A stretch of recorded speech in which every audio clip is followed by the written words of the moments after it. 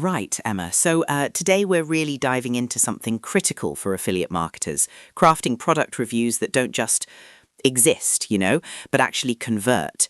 It's not just about listing features, is it? It's about, well, engaging the reader, making them feel something. Yeah, absolutely, James. I mean, I see so many reviews out there that are just like a glorified spec sheet, you know? And honestly, I just scroll right past them. So, what do you think is the absolute core, the starting point for making a review truly engaging? Like, before we even get into the nitty-gritty details, what's that fundamental shift in mindset? Good question. I'd say the fundamental shift is moving from being a product descriptor to being a solution provider. You're not just saying this product has X, Y, and Z. You're telling the reader this product solves your problem, A, B, and C. It's about empathy, really, putting yourself in their shoes, understanding what they're trying to achieve or overcome, what keeps them up at night. That's where you start to connect, isn't it? Ah, that makes so much sense. So it's not just about the gadget itself, but about the transformation it offers. So many people miss that. They just get caught up in, well, what the company tells them to say, right? Or just the obvious stuff. Exactly. And that leads us straight into trust, doesn't it? Because people buy from people they trust. A really engaging review isn't just informative, it's also authentic. So how do we convey that authenticity? I think a huge part of it is sharing your own genuine experience, not just reading other reviews and regurgitating, but actually, getting your hands on the product, using it. Oh, that's huge. Like, I can totally tell when someone's just, rephrasing the manufacturer's description versus someone who's actually, taken it out of the box and put it through its paces. How much detail, though, should someone go into with their personal experience without making it sound like, I don't know, a diary entry? What's the sweet spot there for, relatability? That's a fantastic point, Emma. You want enough detail to be credible, but not so much that it becomes, well, a chore to read. I'd say focus on specific anecdotes, like when I first used this coffee maker, I was worried about the cleanup, but actually it was surprisingly easy because of XYZ. See, it's a specific concern, a personal experience, and then a solution. It proves you've used it. And also being transparent about any limitations of the product, or, how it might not be for everyone. That actually builds more trust, in my opinion. That's really smart, James. Being honest about the cons, too.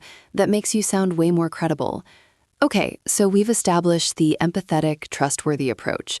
Now, you mentioned moving past just features.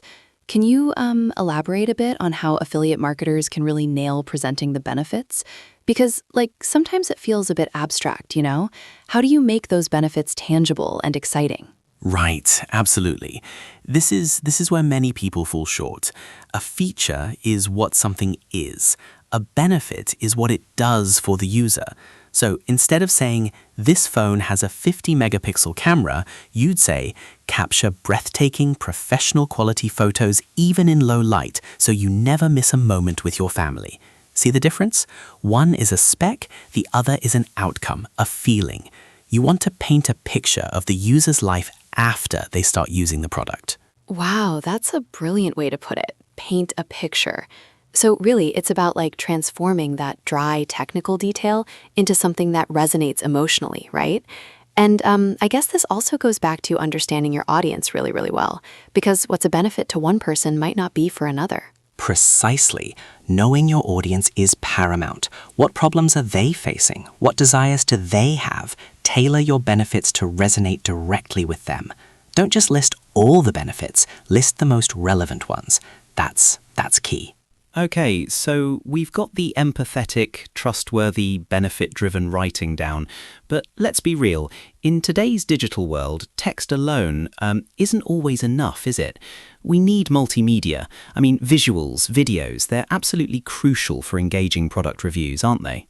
Oh, absolutely, James. I totally agree. I find myself just skipping over blocks of text if there aren't any images or videos to break it up. What kind of visuals, though, do you think are most effective? Is it just product shots, or should we be thinking more creatively, for that real engagement? Great question. Beyond just the standard product shot, which is important for identification, I'd really advocate for in-use photos and videos. Show the product in action. If it's a piece of kitchen equipment, show yourself cooking with it. If it's a software, show a screen recording of you navigating the interface. Before and after comparisons are incredibly powerful too. And personal videos like a quick unboxing or a demo build immense trust and personality. It's storytelling through media, really. Ah, in-use photos. That's smart. And before and afters, especially. Like seeing is believing, right? And a quick video of you actually talking about your experience, even if it's just like shot on your phone, feels so much more personal than just reading text. I think that authenticity really shines through when you're actually showing, what you're talking about. Okay, so we've got an engaging, trustworthy review with great visuals. How do we actually get people to do something, to convert? What are your top tips for calls to action, James? And also, how does SEO play into all of this? Because, people need to find the review first, right? Spot on, Emma. A brilliant review is useless if no one clicks through. First on CTAs. They need to be clear, compelling, and strategically placed. Don't just say, buy now. Be specific. Click here to get X product and start achieving this benefit today. Or check the latest price on Amazon. Use action-oriented language.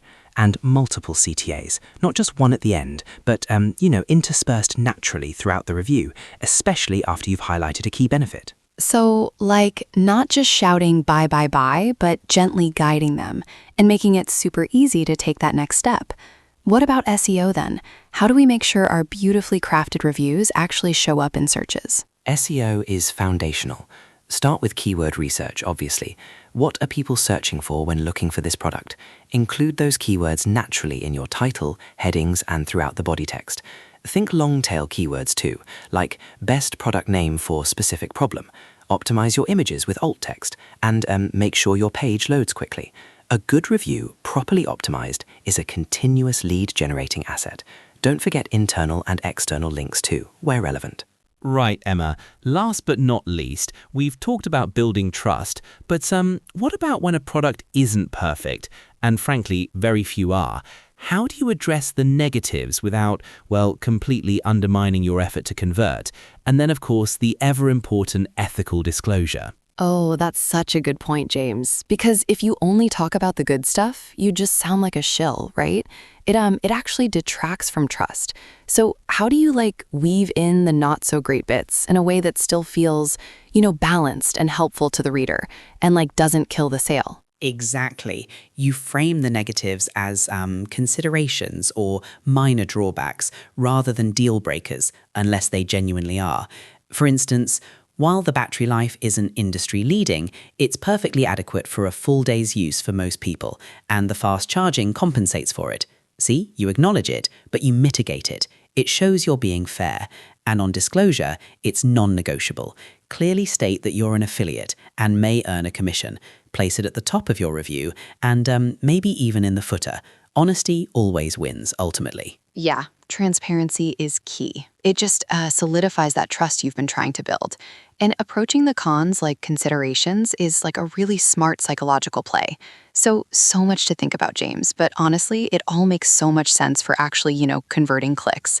Thanks so much for all this insight.